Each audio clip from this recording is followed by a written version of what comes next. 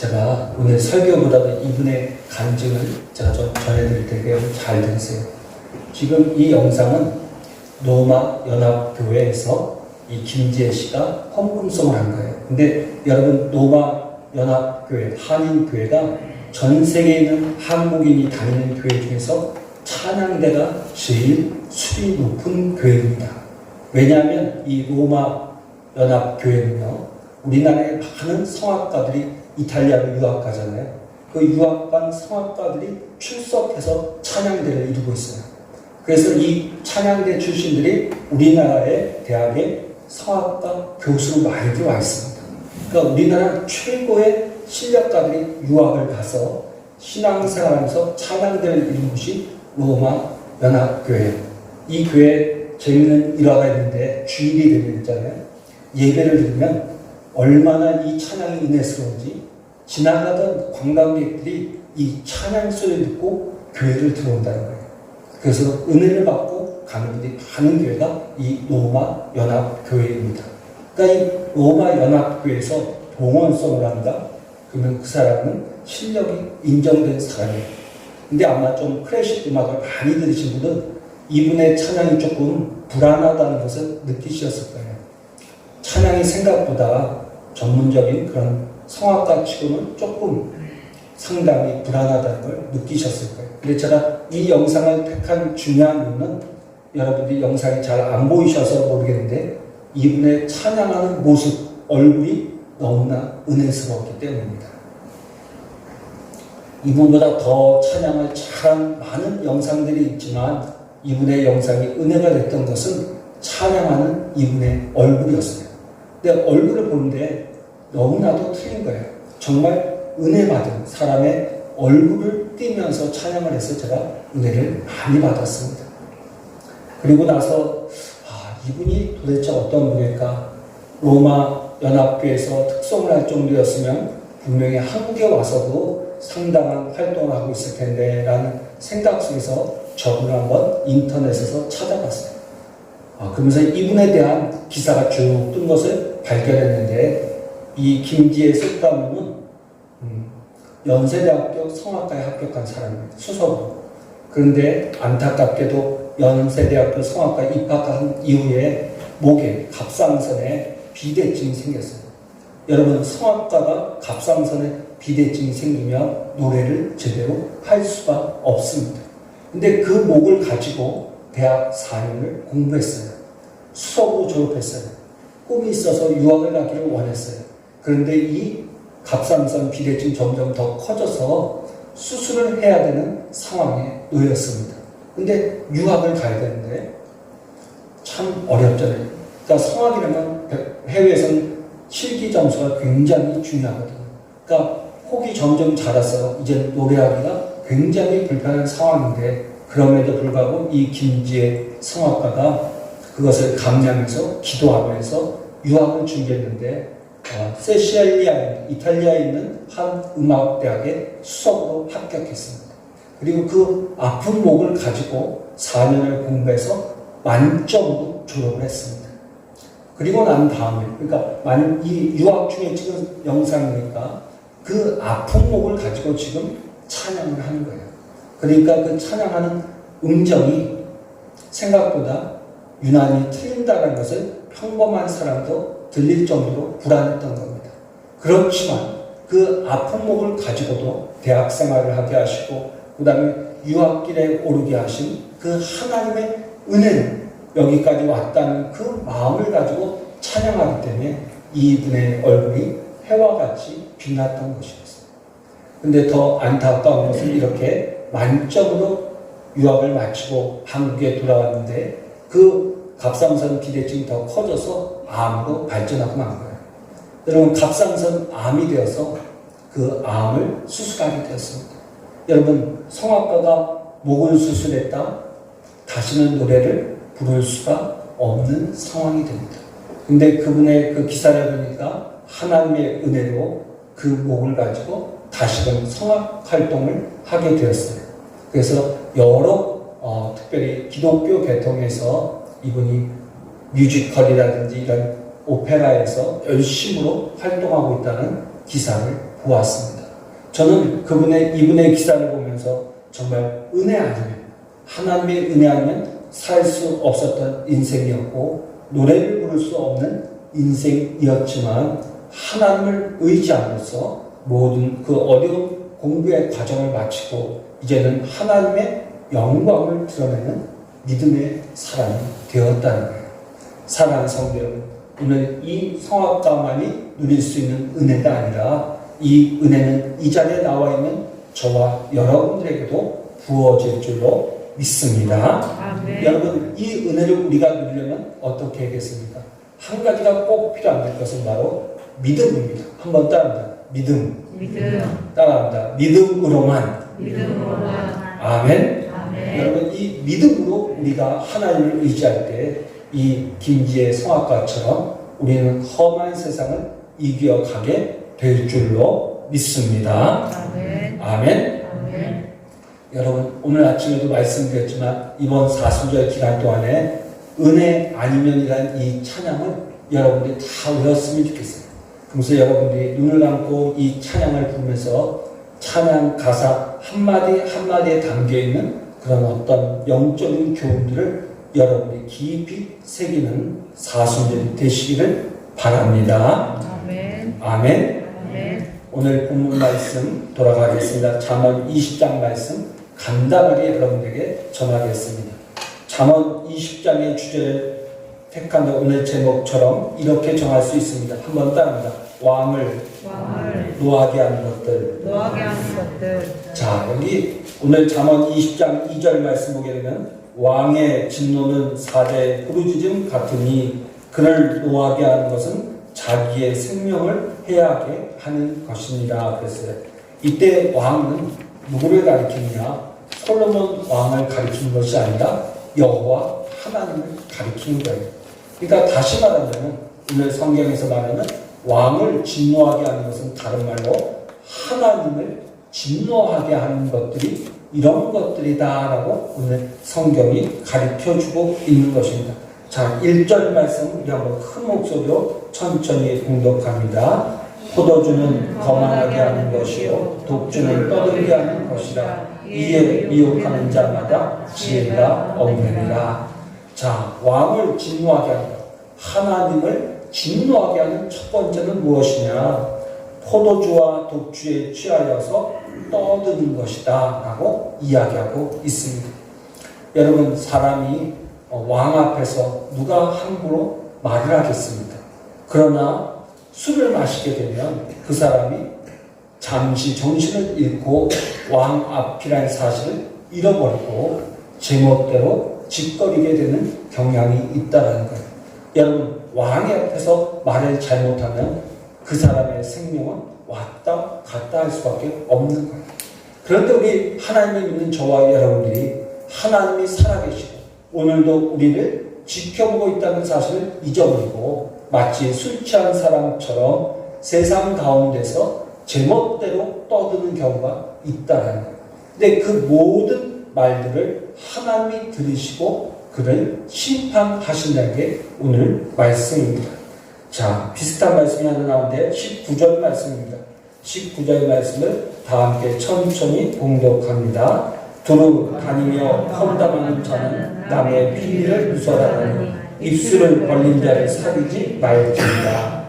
그래서 19절에서 1절의 말씀에 이어서 19절에 와서는 조금 더 구체적으로 말하기를 두루 다니면서 남을 험담하는 사람은 남의 비밀을 누설하나니 입술을 벌린 자를 사귀지 말지니라. 이렇게 말씀하고 있어요. 그래서 여러분, 하나님을 진노케 하는 첫 번째가 뭐냐면 성경은 마치 술 취한 사람처럼 거만해져서 그냥 아무 말이나 떠들어대는 그 사람을 하나님께서 싫어하신다라고 오늘 잠언이 가르쳐주고 있습니다. 자, 두 번째는 무엇이냐? 3절입니다. 3절을 다 같이 천천히 봉독합니다. 다툼을 멀리하는 것이 사람에게 영광이거든 미련한 자마다 다툼을 일으키느니라. 아멘. 자, 여러분, 다툼을 일으키는 사람, 왕 앞에서 다투는 자는 왕의 진노를 산다는 거예요. 여러분, 한번 생각해 보세요. 대통령이 앞에 있는데 참모들이 또는 장관들이 대통령 앞에서 서로 싸운다면 대통령이 좋아할까요? 싫어할까요? 싫어. 느낌이 잘 안 오세요? 명절에 대해서 가족들이 다 모였어요. 자녀들이 다 모였는데 부모님 앞에서 자녀들이 싸운다면 부모님이 좋아할까요? 싫어할까요? 싫어하죠. 그렇죠? 옳고 그름을 떠나서 일단 부모님 앞에서 자녀들이 싸운다면 기뻐하지 않으실 거예요. 그리고 아이고 저것을 내가 힘들여서 낳았나 키웠나 후회하실 거예요. 오늘 하나님께서 싫어하는 것이 있는데 그것은 무엇이냐면 하나님의 백성이 다투는 것이라는 거예요. 서로 다투는 것. 그것을 하나님이 기뻐하지 않으신다라고 오늘 성경은 못을 받아 이야기하고 있는 것입니다. 세 번째로 4절입니다. 4절을 다 함께 천천히 봉독하겠습니다. 게으른 자는 가을에 가까이지 아니하니 그러므로 거둘 때에는 구걸할지라도 얻지 못하리라. 자, 여러분들 잠언을 읽다 보게 되면 잠언서에서 한결같이 책망받는 사람이 있는데 그 중에 하나가 누구냐면 게으른 사람이에요. 하나님은 어떤 사람을 향하여 진노하시냐? 게으른 사람. 게으른 사람을 하나님은 싫어하신다는 거예요. 자, 그래서 게으름에 대해서 오늘 성경이 한 것에서 더 얘기해 주겠는데 13절 말씀을 다 같이 보겠습니다. 13절 말씀을 다 같이 천천히 봉독합니다. 너는 잠자기를 좋아하지 말라. 내가 빈궁하게 될까 두려우니라. 내 눈을 뜨라. 그리하면 양식이 좋다리라. 자, 13절 말씀 보니까 게으른 자를 다르게 표현하는데 어떻게 표현하고 있습니까? 잠자기를 좋아하는 사람이다. 그러니까 하나님께서 하나님의 백성들을 볼 때 게을러 빠지고 그리고 잠자는 것을 좋아하는 사람을 하나님께서 좋아하지 않으신다는 거예요. 그러니까 하나님은 어떤 사람을 좋아하시느냐? 하나님께 맡겨진 사명을 위해서 열심으로 부지런히 일하는 사람을 좋아하신다는 것을 역으로 알 수가 있는 것입니다. 자, 그리고 다섯 번째로 우리가 하나님이 싫어하는 것이 잠언에 나오는데 10절 말씀입니다. 10절 말씀을 천천히 봉독합니다. 한결같지 않은 저울추와 한결같지 않은 자들은 다 하나님 여호와께서 미워하시느니라. 10절 말씀 아주 구체적으로 말씀하시죠. 한결같지 않은 저울추와 한결같지 않은 되는 다 여호와께서 미워하시느니라. 이 말은 무엇이냐면은 추와 대빵을 가지고 사람을 속이는 사람을 하나님이 싫어하신다. 그러니까 좀 평이하게 해석한다면 이런 거예요. 하나님은 어떤 분이시냐? 신실하신 분이에요. 다른 말에서 하나님은 변함이 없으신 분이에요. 한결같으신 분이에요. 이 때문에 하나님은 어떤 사람을 좋아하시냐면은 한결같은 사람을 좋아하는 거예요. 눈이 오나 비가 오나 코로나가 몰려오던 말던 하나님 앞에 나와 예배하는 사람을 하나님이 좋아하시는 거예요. 그런데 사람들은 어떤 사람들이 많냐면 사람이 한결같지가 못해요. 은혜 받을 때는 어떻게 해요? 우리가 하나님 위해서 죽도록 충성하겠다고 소원을 해요. 근데 살만해지면 어떻게 됩니까? 죽도록이 어디 있습니까? 내 형편에 따라 하나님을 섬긴 사람들이 얼마나 많이 있습니다. 이처럼 한결같지 않은 사람을 하나님께서는 싫어하신다고 오늘 잠언은 이야기하고 있어요. 뿐만 아니라 구체적으로 장사를 할 때 사람들이 믿음의 사람들이 일정하지 않은 추와 대박을 가지고 사람을 속이면서 돈을 버는 행위를 하나님은 기뻐하지 않으신다라고 이야기하고 있습니다. 자, 그게 몇 가지 오늘 성경이 우리에게 가르쳐주는 귀한 교훈이 있습니다. 22절 말씀을 다 같이 보겠습니다. 22절 말씀입니다. 22절 말씀을 다 함께 천천히 봉독합니다. 너는 악을 갚겠다 말하지 말고 여호와를 기다리라. 그가 너를 구원하시리라. 자, 무슨 얘기냐면 하나님은 어떤 사람을 기뻐하시느냐? 하나님의 구원을 잠잠하게 기다리는 사람을 좋아한다. 내가 인생을 살아가면서 힘들고 어려운 일을 당할 때 내가 무엇인가를 해보고자 나서는 사람 하나님이 좋아하지 않는다.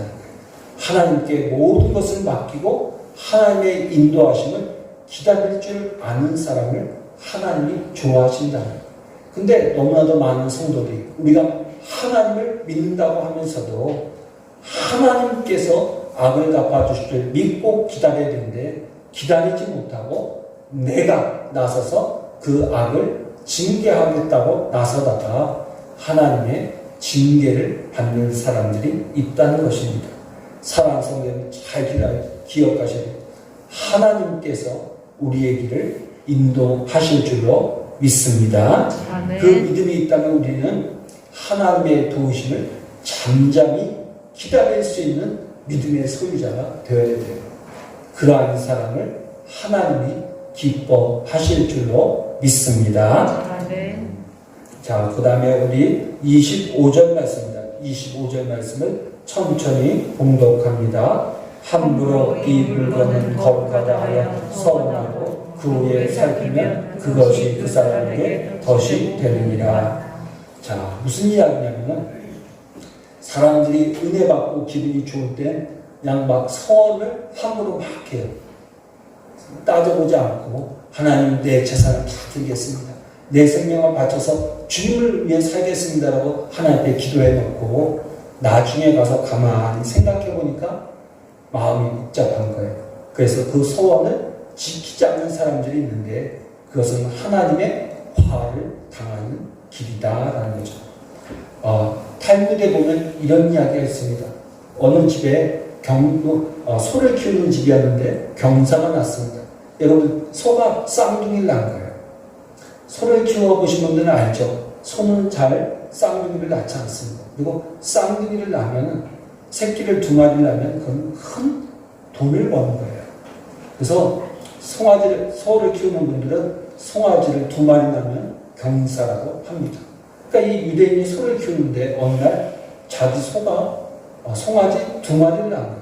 너무 신이 났습니다. 그래서 집에 돌아오면서 여보, 하나님 우리에게 복을 주셔서 우리 소가 오늘 송아지를 2마리나 낳았어. 그럼 막 좋아하는 거예요.